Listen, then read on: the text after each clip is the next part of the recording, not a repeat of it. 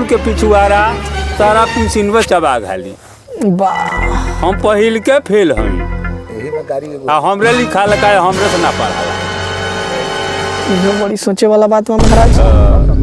हाँ तो सोचे वाला बात नहीं क्या दादा, अपने अक्षर अगर अपने नहीं के पकड़ात। बोलो हीरामन चा, आज तो बड़ी एकदम फ्रेश मूड में बारो। अरे पूरा चालू कर देले बानी, पूरा चालू बा। अब तो वही पर से रोको तो आज हम मिलावे के चाहत नहीं रहुआ लोग इनके सबसे सुपर हिट कॉमेडियन हमारा गांव के हीरामन चा से। हीरामन चा अपने आवाज में जो आवाज बना के बोलो तो हाँ तनी तनी जोन टान बा टान मारो टान मारो जो देखो ये मुंगो बनवले बड़े से आके तरह से। अब जोन टान बा वही हाँ तो कोनो टान बा तो निकालो टान अपन लगाओ।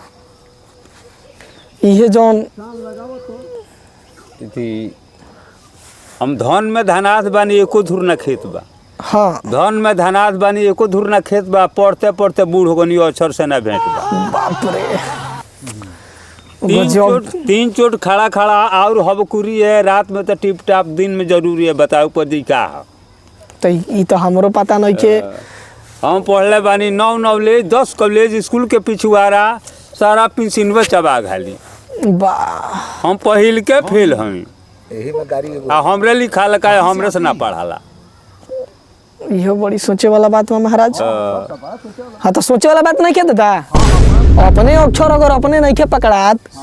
ये मुना कहे के चाहिए लाने गइले पानेपुर मदरस यारपुर रामपुर करही ताजपुर बस अटकल नार तो गइल पिठौड़ी। कहाँ से कहनी कहाँ से भोर, कहाँ से कहनी कहाँ से भोर, चुनन के गांव मरी ताबर तोर। ई कैसे भगत आ तो खेत में बोनी सावा साई सूद गल बेन ठावा ठाई कान में घोट पासे चढ़ गए तो लौट कोई बोलो उनका साम मादर तू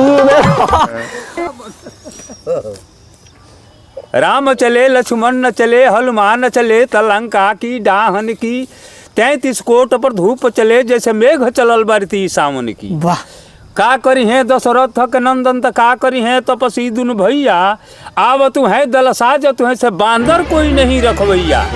तो अपना अपना अवसर पर दाव करे सब लोग जी। कोर्ट में गवाह के कि जल में मलाह के, महंगी में बनियन के, लगन में न चनियन के, नैहर में नार बात मानत न यार की, अगोमई में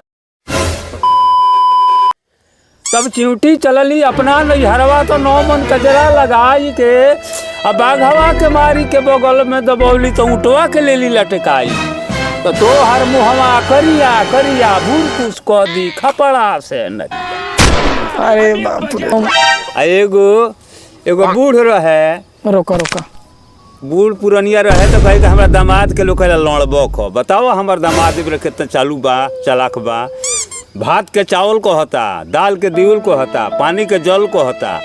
तो वो होता काजे माई ये सुनी और कहता राव गान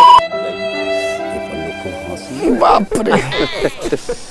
कितना भाव काम कह देनी भाई। कुछ अलग विचार से हम निकाय रहनी सन। विचार जोन रोला तो हीरामन चापन कह देले बड़ो। समझ रहे हो समझ रहे हो आप।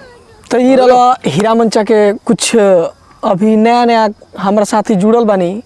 कुछ कॉमेडी टाइप के जोन भी कविता कहानी है भोजपुरिया समाज के जितना भी लोग देखता जरूर एक बार हमारा चैनल पर जाओ और नीचे लाल बटन लौकताटे ओकरा के सब्सक्राइब जरूर करी और साथ में बेल आइकन ना दबाई।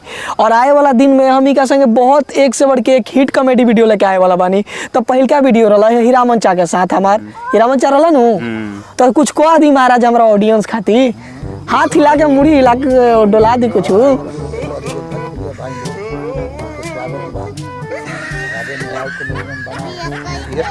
ये कह दी हाँ कह दी कि काल से हमार दोस्त अवतरण के का संगे कॉमेडी वीडियो बनाए के बा बानू ऊ बनावे के भाई का काल हो यूट्यूब बना जौन लूर बावे हम तो कुछ जानी लेना। अरे हमार तो जानला के का जरूरी बा। हमार खरगोश है तो कुछ देखल जाई भले दोस्त तो कुल कौन बात बसे होई अभी तो काम में बढ़े।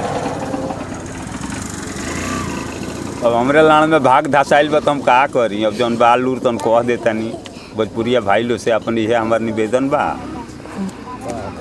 एकदम ये रउआ लोग इनके आशा के साथ ही वीडियो के यही खत्म करता नहीं। तब तक के लिए बाय। अगला वीडियो के इंतजार करी।